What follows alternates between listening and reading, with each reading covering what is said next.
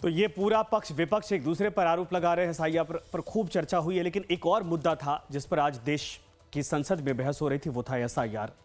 SIR के बाद वंदे मातरम, उस पर भी अब बातचीत करने वाले हैं। आज भी जवाहरलाल नेहरू से लेकर आज के कांग्रेस के नेतृत्व तक कांग्रेस के खून के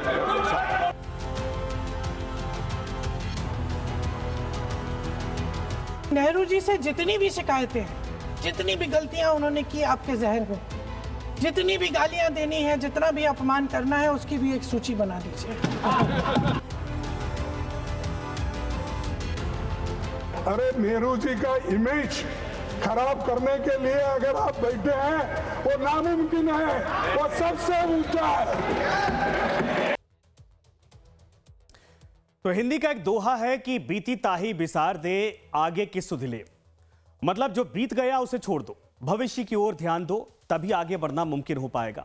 आगे मतलब विकास से, विकसित होने से। विकसित भारत 2047 का कमिटमेंट भी इसी रास्ते पर चलकर हो सकता है। लेकिन देश की नीति निर्माताओं को पता नहीं क्या हो गया है। हर बार संसद में बड़े मुद्दों पर जब भी बहस होती है, अतीत की बात ज्यादा और वर्तमान की बहुत कम होती है। वंदे भारत तो मुद्दा ही अतीत का है, वंदे मातरम तो मुद्दा ही अतीत का है। लिहाजा 2 दिनों से संसद के भीतर इस पर जो बहस चल रही है, उसमें भी नेहरू के नाम पर फिर से घमासान दिख रहा है।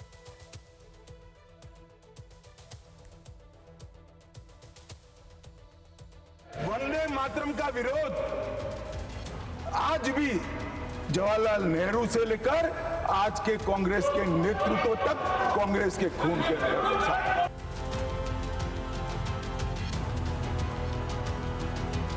नेहरू जी से जितनी भी शिकायतें हैं, जितनी भी गलतियां उन्होंने की आपके जहन में, जितनी भी गालियां देनी है, जितना भी अपमान करना है, उसकी भी एक सूची बना दीजिए।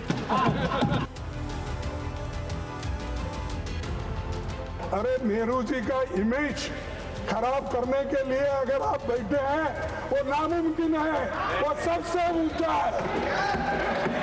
वंदे मातरम का विरोध। और इस मुद्दे पर बहस के दौरान राज्यसभा में 2 बड़े नेताओं के बीच नेहरू के नाम पर बिल्कुल आमने सामने की टक्कर हुई। यह भी देखिए। जिस कांग्रेस पार्टी के अधिवेशनों की शुरुआत गुरुवर टागोर जैसे लोग वंदे मातरम गाकर कराते थे, वंदे मातरम कांग्रेस पार्टी के आजादी के आंदोलन का एक मंत्र बना था।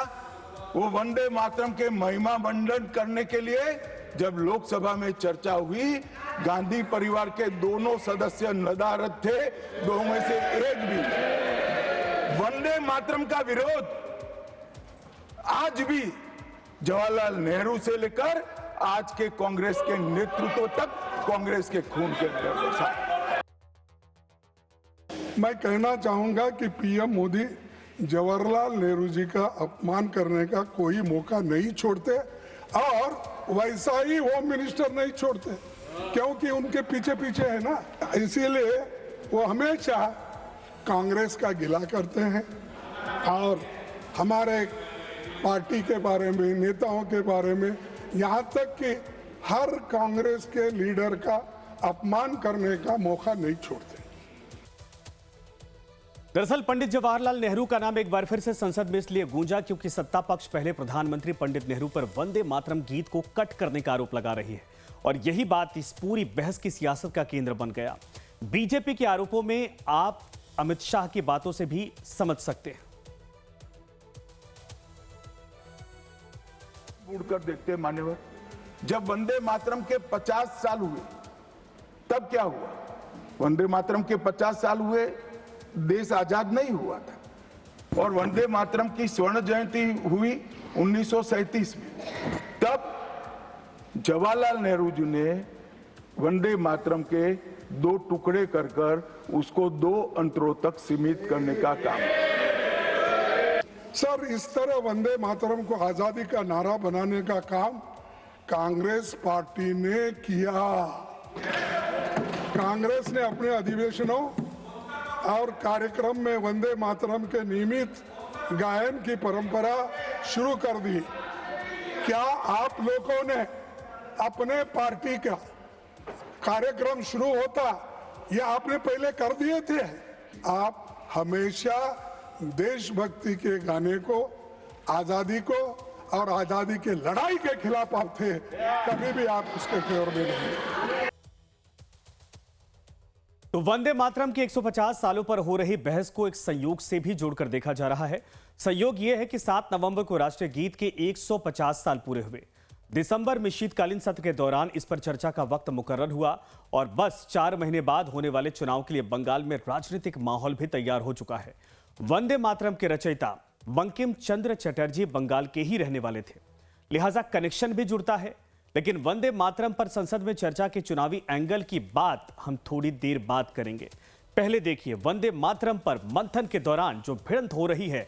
राज्यसभा में चर्चा की शुरुआत अमित शाह ने की और जिनका जवाब नेता विपक्ष मल्लिकार्जुन खड़गे ने दिया है।